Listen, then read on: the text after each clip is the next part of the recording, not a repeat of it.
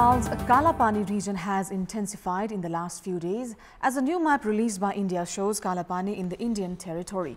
Both India and Nepal also issued their official stand regarding the issue of Kalapani yesterday. Good morning, I'm Sarah Sapsanama and these are the headlines of the hour.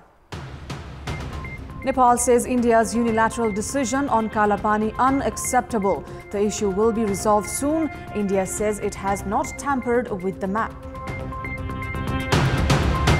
The hearing in the infamous murder case against Nepali Congress lawmaker Mohammad Aftab Alam continues at Rohtahat District Court.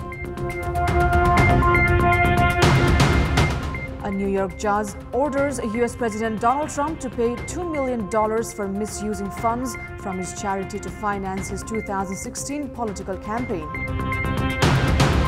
And India defeats Bangladesh by 8 wickets in the second T20 match and levels the 3-match series at 1-all.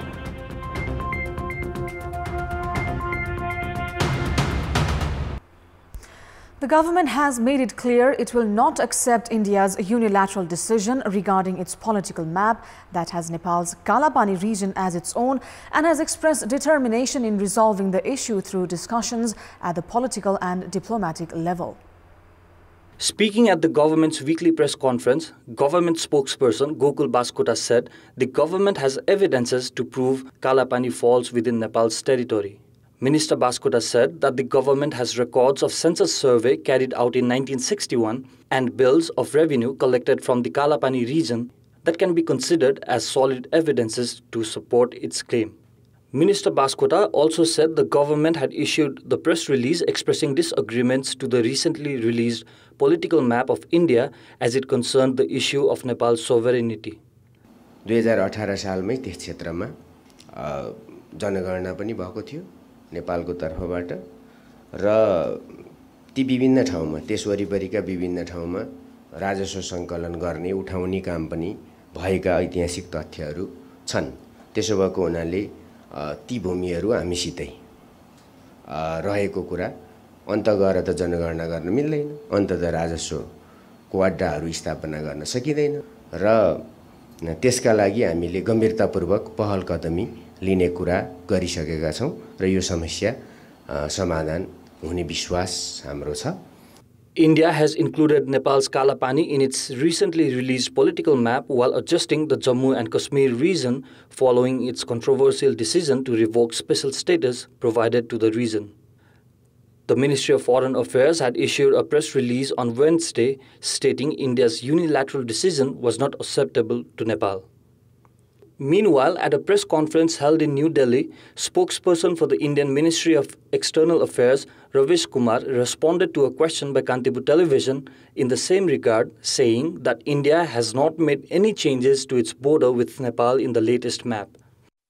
Our map accurately depicts the sovereign territory of India. The new map has in no manner revised our boundary with Nepal. The boundary delineation exercise with Nepal is ongoing under the existing mechanism. We reiterate our commitment to find a solution through dialogue in the spirit of our close and friendly bilateral relationship.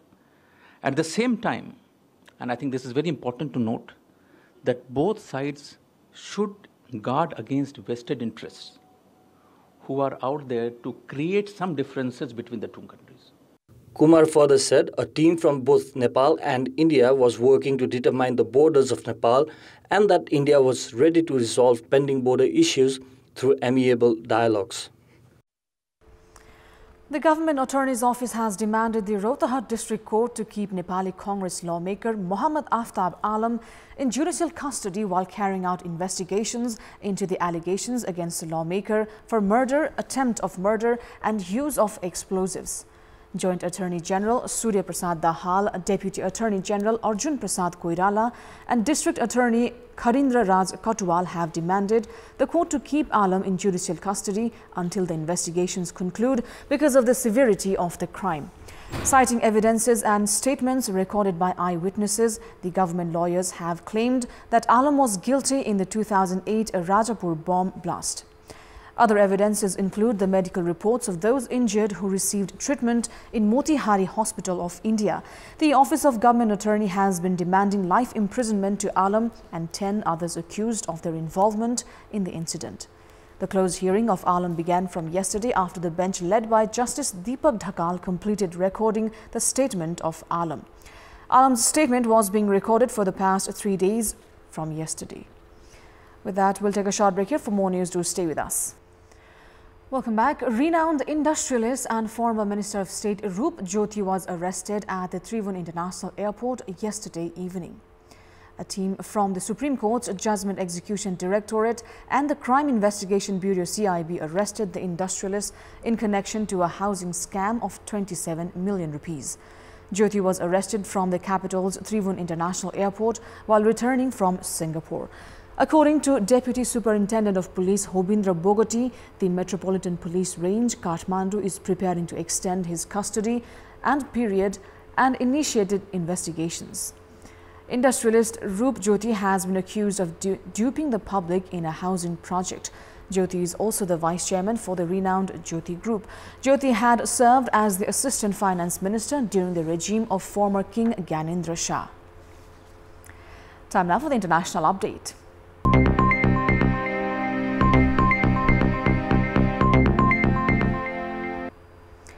A New York judge has ordered President Donald Trump to pay $2 million for misusing funds from his charity to finance his 2016 political campaign. The Donald J. Trump Foundation closed down in 2018 after prosecutors accused it of working as little more than a checkbook for Trump's interests. Judge Salian Scarpula ruled charities such as the one Trump and his 3 eldest children headed cannot engage in politics and said the money must be paid by Trump himself. The judge said the money should go to 8 charities Trump has no relationship to. She said in the settlement that Trump breached his fiduciary duty by allowing funds raised for U.S. veterans to be used for the Iowa primary election in 2016. New York Attorney General Letitia James said Donald Trump Jr., Eric Trump and Ivanka Trump, who are also directors of the Trump Foundation, are required to undergo mandatory training on the duties of officers and directors of charities. The payment is the final resolution of a case brought by state prosecutors. And with that, we have more news coming up, but right now it's time for yet another short break. In our Public Voice segment, we had asked the locals in Rukum whose responsibility it was to preserve historical and archaeological sites. Let's take a look at what they had to say.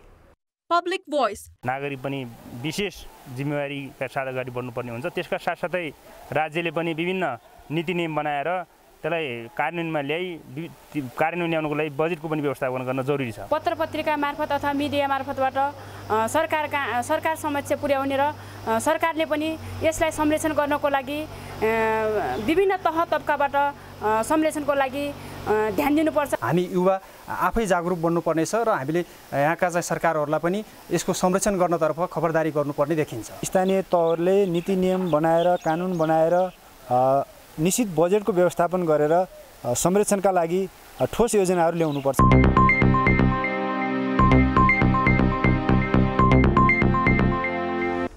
Time now for our segment Public Pulse, where you text us with your opinion. Public Pulse. And the question is, what's your take on the failure of the government to take action against manpower companies that are involved in cheating clients?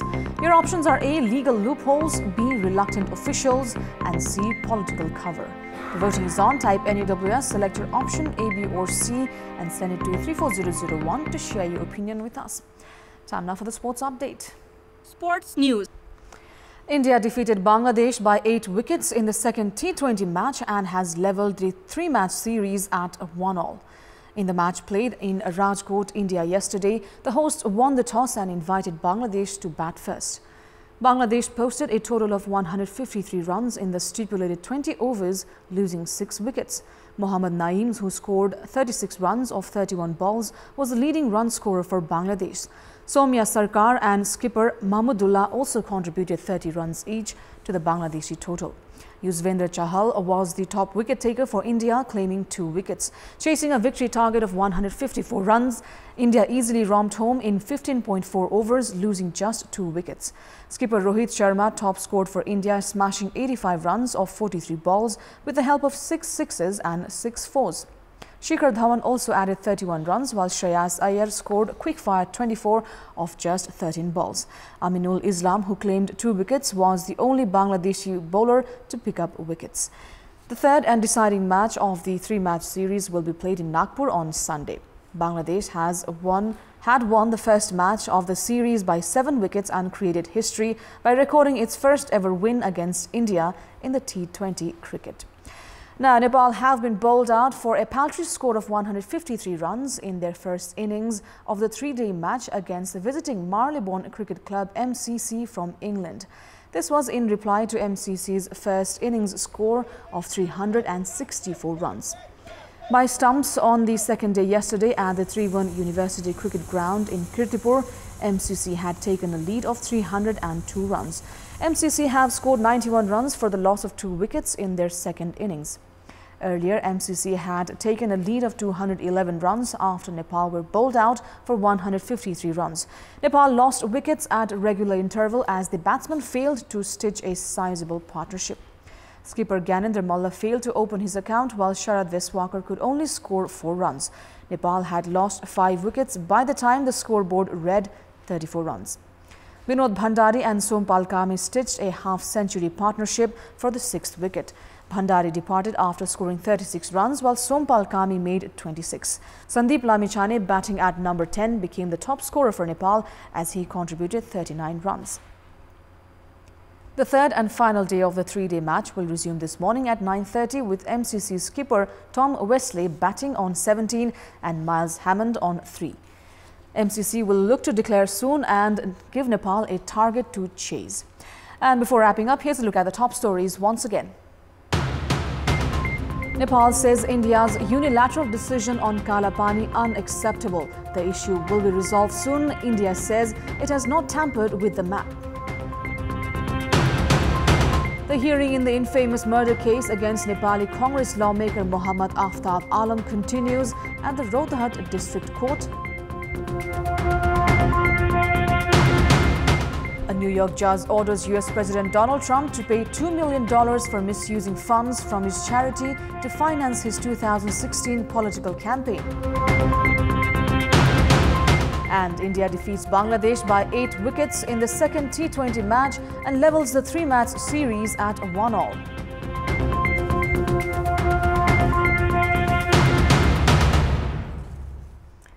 That's all for the moment. Keep watching Kantipur TV HD for more news and entertainment. Have a great day ahead.